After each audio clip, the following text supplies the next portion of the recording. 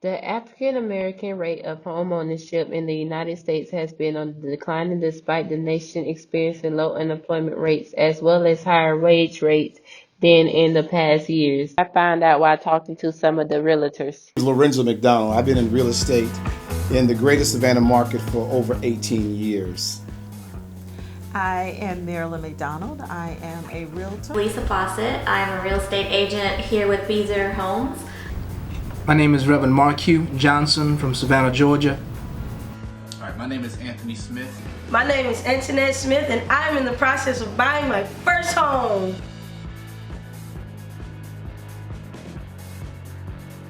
Here is some statistics. I live in Savannah. The population here in Savannah, which is a beautiful city, it is 59% African Americans. 59% of African Americans live in Savannah. Out of that 59%, 24 to 25% live at or below the poverty level. That's the highest in the state of Georgia.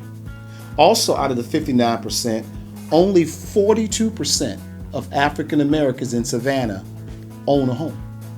And that's about 23% below white ownership. So we have a problem here. Seriously.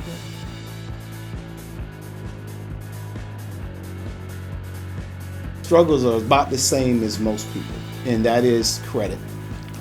Credit is a challenge, even if you have a PhD, that doesn't mean you know about credit. It's not taught in our school systems in America. People are going to college and they're amassing student loans, but no one's teaching them about finances and credit and the different things you need to do to keep your credit up. So we have an American problem that affects us all, and then we have a culture or subculture problem that specifically affects us as African Americans. Find a brand new home construction. Of course, the first process that's going to be is finding the home that you love. Once you find the house that is just your dream home, then we come in, we go to contract, we go to the lender, which is very important because we want to make sure that everything is good with financing. Hopefully you've got all that done before before the buyers come in, because sometimes they'll find that house and then once they talk to the lenders, they'll find out that they can't get that house. So I really encourage my buyers to get pre-qualified before they even start looking, because then they know how much they can afford, and they know what price range that they can actually look at. So once we get to that point, we come in, we go to contract, and here at Beazer Homes, it takes about 6 months to build a home. So it's pretty fun watching the whole process of the houses, and you get to know your clients pretty well in that amount of time. So it's actually a fun job. This has been long overdue. Going into home ownership is a big task and a big responsibility, and it takes some time to kind of get into it. What I did was I started in this program where basically we rent a property for 6 months to a year, and what we have to show is that we can have a steady income and we can keep up with our rent and while we improve our credit. During that process, they evaluate our credit once in the beginning and once in the middle, so at your 6-month mark, and then at your year mark they evaluate you again. If you get past all those evaluations and your credit score is satisfying, then they give you a loan for your first new home. I'm excited about this program because it'll give me a chance to get experience in a home, outside of an apartment or outside of campus housing. So it gives me this experience first, and then I can transfer into my own home, and the transition will be smooth because I'll already be used to doing everything on time, making sure I'm staying on top of my bills, making sure I'm staying on top of my credit and things like that. So the program is designed to make the transfer as smooth as possible. The house, I would have to find somebody and get the house sold and list the house and find a real estate realtor to get the house sold with the apartment. I would just have to break my lease, pay up that upfront money, and then I can just pack up and move. So I just think it's beneficial for young millennials who are, on the go, or maybe just want to get out there and see the world. and just explore. One thing is making sure that your credit is good.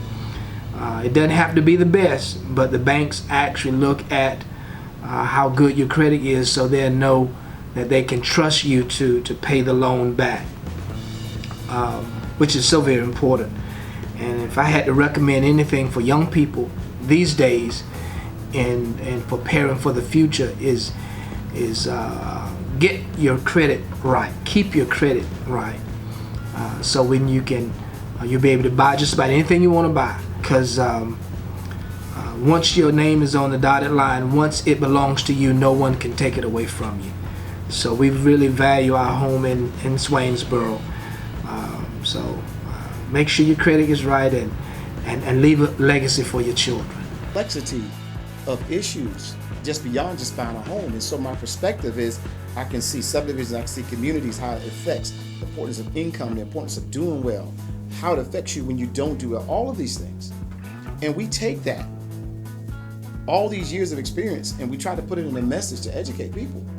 And you can get it right on social media. No charge.